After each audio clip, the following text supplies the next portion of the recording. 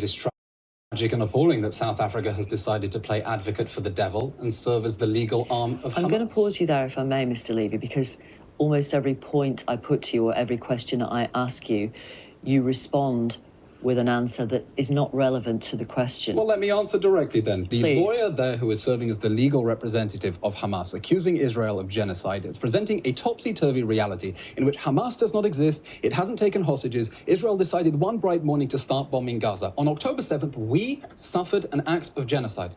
We suffered an act of genocide when Hamas invaded our country and burned, beheaded, tortured, mutilated, raped and abducted as many people as it could, as brutally as it could.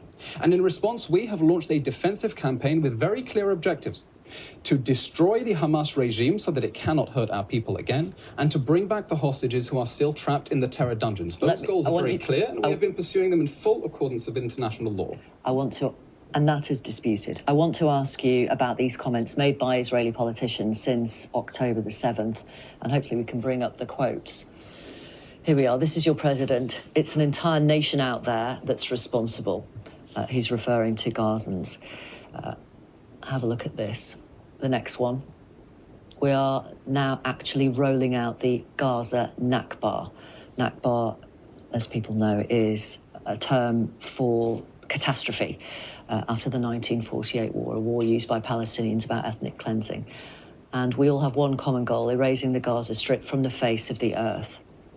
Can you see why some people believe that you absolutely don't want Palestinians any longer in Gaza? We think we have been very clear, both in word and in deed. In those words? Well, Mr. Victoria does not make decisions on security matters in Israel. We think we've been very clear, both in word and in deed, that the people of Gaza are not our enemy. Our enemy is the Hamas regime, and that is why we have gone further than any army in the history of the world to try to get civilians out of harm's way. Now, we just had the former... I'm going to bring you back to the words of those politicians, if I may. We're now actually rolling out the Gaza Nakba. Nakba, the Palestinian term for ethnic cleansing.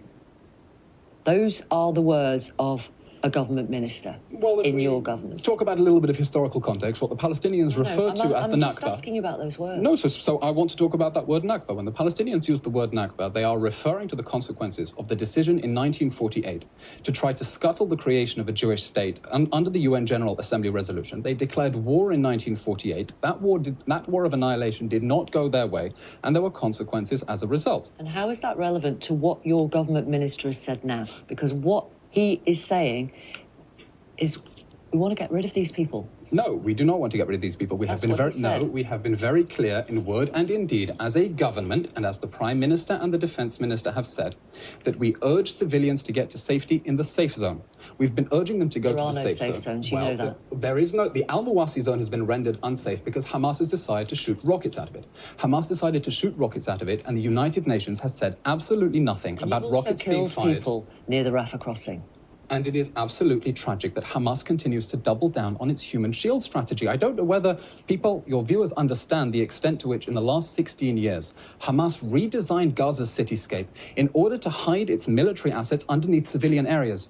And we have made extensive warnings for civilians to leave. We've placed 70,000 individual phone calls, dropped 7 million leaflets, 14 million phone calls, 14 million text messages. We have been going more than any army in history, and I'm quite happy to be fact-checked, more warnings than all armies in the history of counter-terrorism warfare put together to urge civilians to get out of harm's way. They are not our enemy. Our enemy is the rapist regime that perpetrated There is no such thing out of harm's way in Gaza.